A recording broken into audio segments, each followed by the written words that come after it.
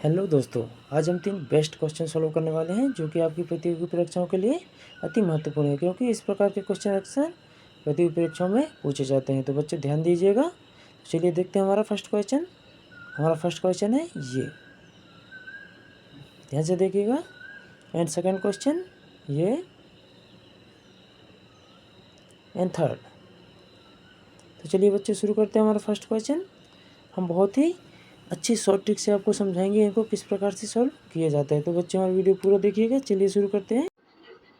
तो दोस्तों हमारा पहला क्वेश्चन है ये। तो हमको दिया गया है दो संख्याओं का योग 638 है तथा उनका अंतर 98 है, तो संख्याओं को निकालो। तो दोस्तों इस प्रकार का क्वेश्चन आता है तो आपने ज़्यादा घबराना नहीं। सबसे पहले आपने क्या करना है, दो संख्याओं का योग इतना दिया, अंतर इतना दिया, तो आपने क्या करना है, सबसे पहले क्या लिखना है, बड़ी संख्या। ठीक है, यहाँ लिखना बड़ी संख्या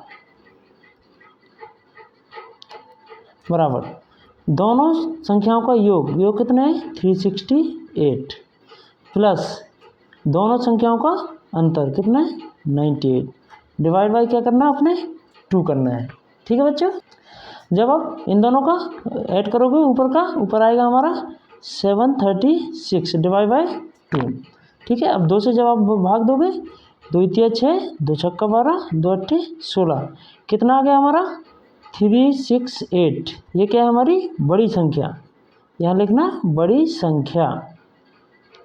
ठीक है बच्चों, बड़ी संख्या आ गई हमारी 368। हमको बोला गया था उनका अंतर कितना है 98 है। तो बच्चों आप सोचिए, जब बड़ी संख्या आ गई 338 और उनका अंतर कितना है 98, तो छोटी संख्या निकालने के लिए क्या करना होगा, हमने सीधी सी बात है इस संख्या में 98 माइनस कर देते हैं तो हमारी क्या है छोटी संख्या निकल आएगी। तो अब यहाँ लिखो छोटी संख्या बराबर 368 माइनस 98 इक्वल टू क्या आ जाएगा हमारा 270। ठीक है बच्चों, छोटी संख्या क्या हो गई 270 और बड़ी संख्या 368, मतलब इन दोनों संख्याओं को आप जोड़ोगे तो 638 आ जाएगा। आप योग कर लीजिएगा। तो बच्चों आपने देखा किस प्रकार से हमने इस क्वेश्चन को जल्दी और आसानी से सॉल्व किया। तो चलिए बच्चों अब हम बढ़ते हैं अपने अगले क्वेश्चन की ओर, कि हमारा अगला दूसरा क्वेश्चन। तो हमारा दूसरा क्वेश्चन है ये, एक भाग के प्रश्न में भाज्य 88,904 है, भागफल तथा शेषफल के अनुसार 3,704 और 8 है, तो भाजक ज्ञात कीजिए। तो दोस्तों आप जानते हो कि भाज्य बराबर क्या होता है, भागफल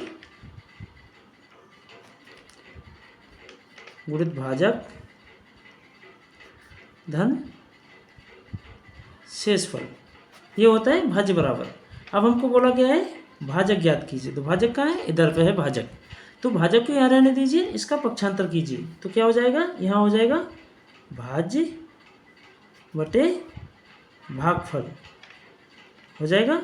और जब इस प्लस वाले का पक्षांतर करोगे तो क्या हो जाएगा माइनस, तो इधर क्या आ जाएगा शेषफल।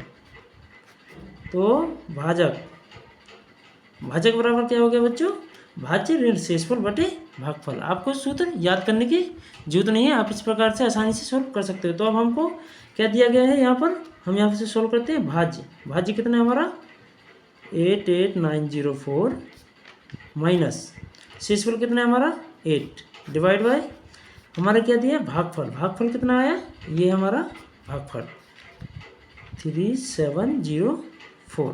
ठीक है बच्चों, इसको आगे सॉल्व कीजिएगा।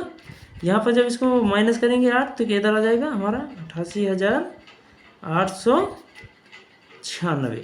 ठीक है बच्चों, इतना आएगा डिवाइड बाय 3704। तो बच्चों जब हम इससे इसको काटेंगे तो हमारा आएगा 24, मतलब क्या हो गया हमारा 24, भाजक क्या है हमारा 24।